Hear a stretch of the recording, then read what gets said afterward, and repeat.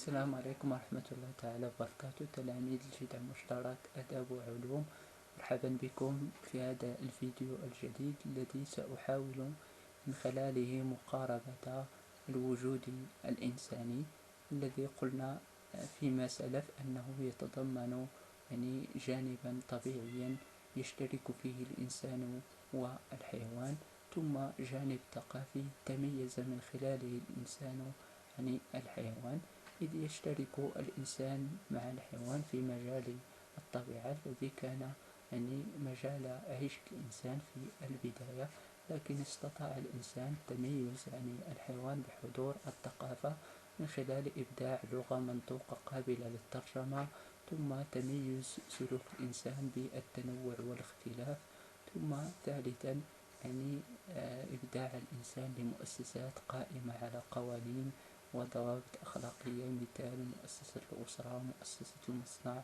ومؤسسة الدولة. لذلك يعتبر الإنسان كائنا ثقافيا. ثم نظرنا إلى العلاقة التي ربطها الإنسان بالطبيعة التي تنوعت بين الانسجام والتناغم في البداية، ثم السيطرة والعنفوان بحضور التقنية والعلم في الفكر الحديث والمعاصر. لذلك نلاحظ في حياتنا اليومية الآن أن في العالم هناك اختلافات وتنوعات متعددة بين الإنسان والإنسان الآخر داخل المجال العالمي أو المجال الكوني الذي هو مفهوم فلسفي يتمحور ضمن سياق الكونية. بمعنى ما هو كوني؟ أن الإنسان يربط علاقات متعددة بينه وبين الآخر رغم الاختلاف على مستوى اللون، على مستوى الشكل، على مستوى اللغة، على مستوى المعتقد، على مستوى العادات والتقاليد والطقوس والفنون والآداب التي رغم تنوعها ورغم اختلافها بين المجتمعات الإنسانية فإنه يوحدها مفهوم مركزي هو مفهوم الثقافة. لذلك سنتعرف عن دلالة الثقافة.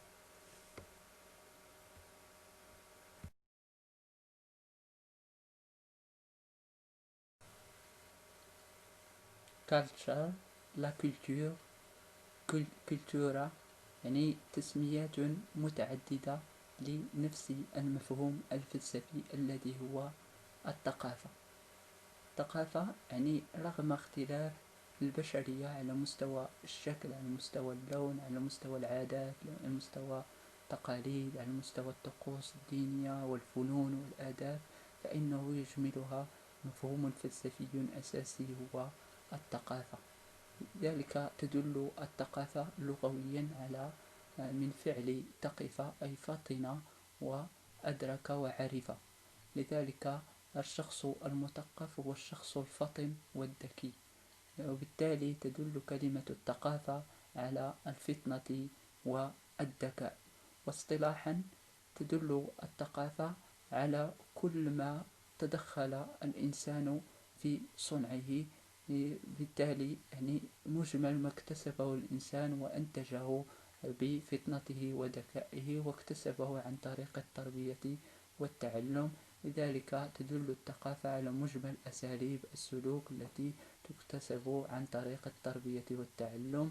هي كما يعرفها كذلك المفكر الأنثروبولوجي الأمريكي تايلر بأنها ذلك المركب من العادات والتقاليد والقيم والأخلاق والفنون والآداب والعلوم التي يكتسبها الإنسان عن طريق التربية والتعلم. في المجتمعات الإنسانية عموما هناك بعض المجالات الإنسانية نسميها مجتمعا كون أنها ثقافة واحدة، وهناك مجالات إنسانية نسميها حضارات لأنها تتضمن ثقافات متعددة في مجال جغرافي معين. لذلك نجد في العالم هناك مثلا الدولة المغربية أو الدولة الجزائرية، ونجد الحضارة المصرية، الحضارة الإغريقية، الحضارة الهندية، الحضارة الصينية أو الإمبراطورية الصينية، بمعنى أن هناك اختلافات على مستوى الثقافة الواحدة والثقافات المتعددة. وهنا سيكون موضوع اهتمامنا ضمن التعدد الثقافي. هنا نتحدث عندما نقول حضارة نتحدث عن التنوع والتعدد والاختلاف بين الجماعات البشرية داخل الثقافة المتعددة نظرا لتنوع الثقافات. مثلا ننظر في التعدد الثقافي في المغرب. التعدد الثقافي هو مجموع الاختلافات والتنوعات والتمايزات التي تكون بين أفراد المجتمع الواحد على مستوى العادات، على مستوى التقاليد، على مستوى القيم، على مستوى الأخلاق، على مستوى أنماط الأكل أو أشكال الأكل، على مستوى العادات، على مستوى التقاليد، على مستوى الأعراس. إذا هناك أشكال متعددة. نأخذ مثلا بالنسبة للصورة الأولى توضح نمط اللباس بالنسبة للمجتمع في شمال المغرب من اللبسة الشفشاونية. ثم الصورة على اليسار تمثل اللباس على مستوى المجال الصحراوي من الدراعية. ثم بالنسبة للصورة الأخيرة تمثل شكل من أشكال الثقافة على مستوى الفن. الثقافة المعروف بها المغرب وهي نمط الغناء الذي يسمى أحيدوس أو فرقة أحيدوس التي نجدها في المجتمع الأمازيغي. إذا هناك رغم هذه الاختلافات المتعددة نجدها في المجتمع المغربي. لذلك نسمي هذه الاختلافات والتنوعات على مستوى أنماط العادات والتقاليد والقيم في مجتمع واحد نسميها بالتعدد الثقافي. لذلك سنتعرف على دلالة التعدد الثقافي. ثم إذا كان هناك تنوع في الثقافات هل يمكن الحديث عن ثقافة كونية واحدة أم هناك تعدد وتنوع في الثقافات؟ ثم إذا كان هناك تنوع وتعدد في الثقافات فكيف تتحدد العلاقة بين الثقافات؟ هي علاقة صراع وصدام أم علاقة حوار وتعايش؟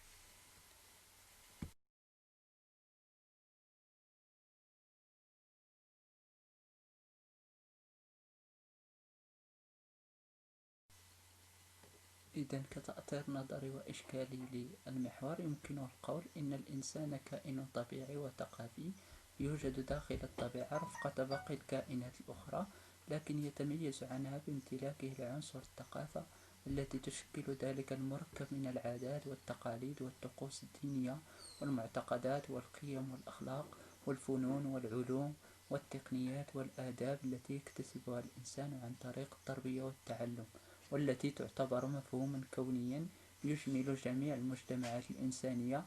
لكن جوهر ومضمون الثقافة يتعدد بتعدد المجتمعات الإنسانية. نموذج ثقافة المجتمع المغربي التي تتضمن الطاجين والكسكس، أحدوس وأحواش الركادة الشعبي، المعتقد اليهودي والمعتقد المسيحي، العقيقة، الأعراس، الجلابة والدراعية على مستوى اللباس. وثقافة الحضارة الهندية ثاني أكبر دولة من حيث عدد السكان بعد الصين، ما يقارب 1000 ديانة ومعتقد، تتميز بعبادة البقر، أكلة الفئران، عبدة الشمس، المسلمون، المسيحيون، البوذيون واليهود على مستوى المعتقد. الأمر الذي يشكل ما يسمى بالغنى والتنوع الثقافي للحضارات والثقافات الإنسانية، إذ يدل التنوع الثقافي على مجموع الاختلافات والتمايزات الشكلية والجنسية والوظيفية والمعتقدية والأدبية الفنية بين الإنسان والإنسان وبين الثقافة والثقافة الأخرى، وذلك على مستوى اللون والجنس والعادات والتقاليد والقيم والأخلاق. كإشكالات للمحور، فما السبب وراء تنوع الثقافة الإنسانية؟ وهل هناك ثقافة كونية واحدة أم تعدد وتنوع في الثقافات؟ وكيف تتحدد العلاقة بين الثقافات المتنوعة؟ هل هي علاقة صدام وصراع أم علاقة تعايش وحوار؟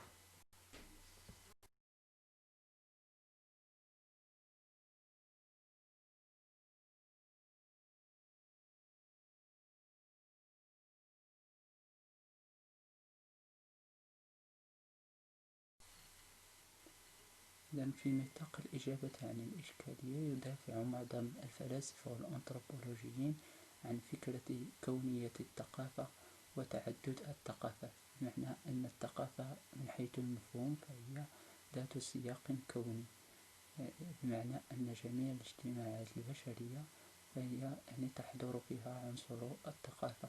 وتعدد الثقافات بمعنى اختلاف مضمون الثقافة من مجال إنساني معين إلى مجال آخر على مستوى العادات والتقاليد والقيم والأفكار والأخلاق واللغة والتقنيات والعلوم.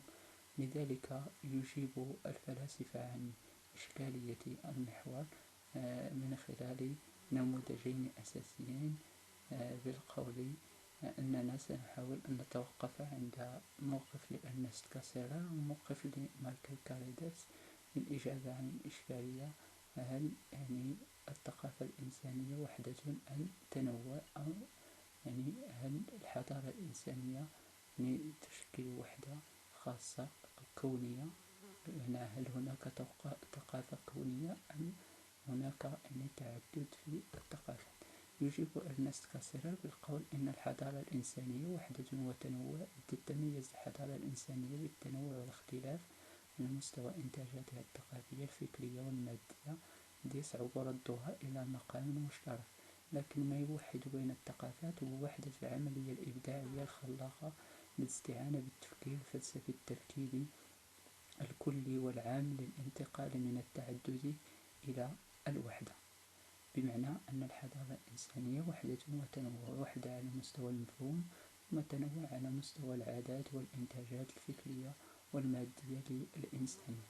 أما بالنسبة للموقف الثاني، موقف مايكل كاليدس، يقول أن الثقافات والمجتمعات الإنسانية تعرف تنوعا واختلافا هائلا على مستوى اللغة والعادات والتقاليد والطقوس الدينية، إذ نجد في العالم ما يقارب 5000 لغة، إذ تعرف عدم التجانس، أي الثقافة الإنسانية تعرف عدم تجانس ثقافي، لكن ما يجمل هذه الثقافات رغم اختلافها وتعددها هو روح الترابط الاجتماعي كمعيار لتحقيق الوحدة داخل التنوع الثقافي، لأن الإنسان لا يستطيع تحقيق الانفراد والانعزال عن الحياة الاجتماعية. بمعنى هناك معيارين أساسيين للانتقال من التعدد والتنوع الثقافي إلى الوحدة حسب أرنست كاسيرر ومايكل كاليدس، هما معيار التفكير الفلسفي التركيبي الكلي، ثم المعيار الثاني هو معيار روح الترابط الاجتماعي.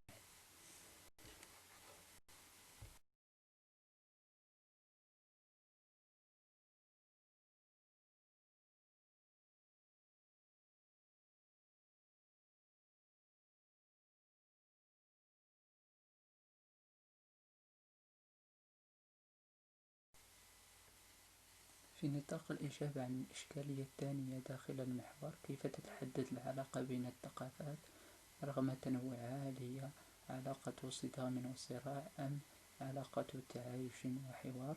نستأنس في هذا السياق بموقفي كل من الفيلسوفين إدغار موران وصامويل هانتينغتون.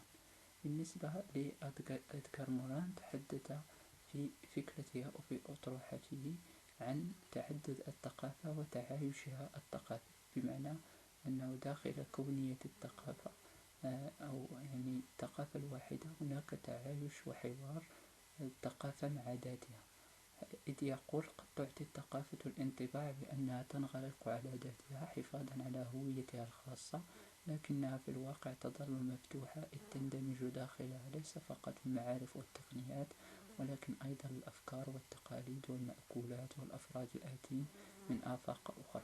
كل ربط بين ثقافتين فيه إغناء للثقافات ذاتها، إنه يفضي إلى إنجازات خلاقة بفضل التهجينات الثقافية، فتلك التي أعطت الفلامينغو وموسيقى أمريكا اللاتينية والراي. وعلى العكس من ذلك، يشكل تدمير ثقافة ما بفعل الهيمنة التقنية الحضارية خسارة للبشرية جمعاء، والتي يشكل تنوع ثقافتها أحد أغنى كنوزها.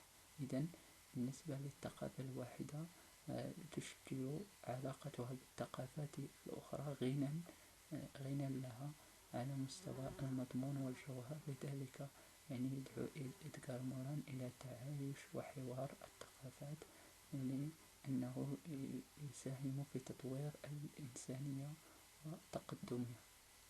أما بالنسبة لسامويل هانتينغتون على النقيض من ذلك، يتحدث عن فكرة صدام الثقافات والحضارات، إذ يقول: في هذا العالم الجديد لن تحدث الصراعات الشاملة والمهمة والخطيرة بين الطبقات الاجتماعية، بين الأغنياء والفقراء، بين الجماعات المحددة وفق معايير اقتصادية، بل ستحدث بين شعوب منتمية لهويات ثقافية مختلفة.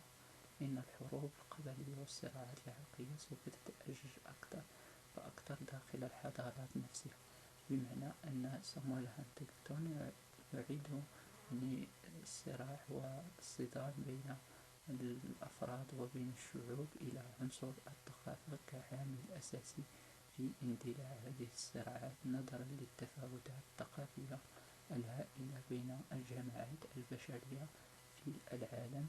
لذلك يعيد سبب الصراع بين الشعوب إلى عنصر الثقافة، وليس إلى تلك العوامل الاقتصادية أو الاجتماعية التي تشكل أساسا للحروب، وما يبرز الجانب التاريخي أو الفكرة التاريخية للصراع الطبقي بين البروليتاريا والبرجوازية، كما يؤكد كارل ماركس في سياق آخر. إذا هنا حسب سامويل هانتينغتون أن الثقافة مصدر للصراع للصدام بين الشعوب والمجتمعات الإنسانية. إذن هنا سياقين أساسيين تحاول من خلالهما أن تجمع الفلسفة أن العالم رغم الصراع وصدام الثقافات نظرا لتنوعها، فإن الثقافة تجمل الأفراد رغم اختلافهم وتنوعهم في فكرة أو في قيمة الإنسان.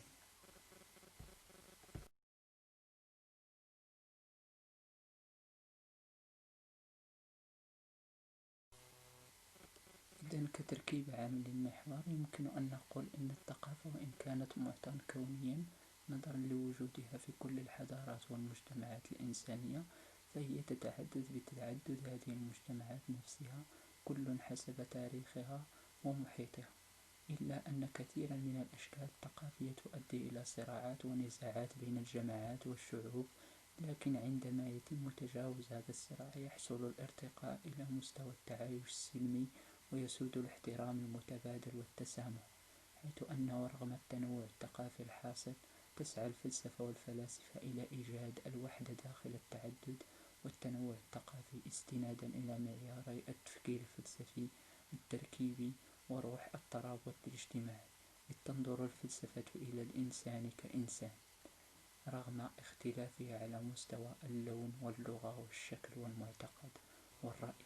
لذلك فهي تزكي قيمة الإنسانية وقبول الاختلاف، وتدعو إلى التعايش والحوار بين الثقافات رغم صدامها وصراعها، نظرا للاختلاف الحاصل داخل الثقافة الواحدة والثقافات المتعددة.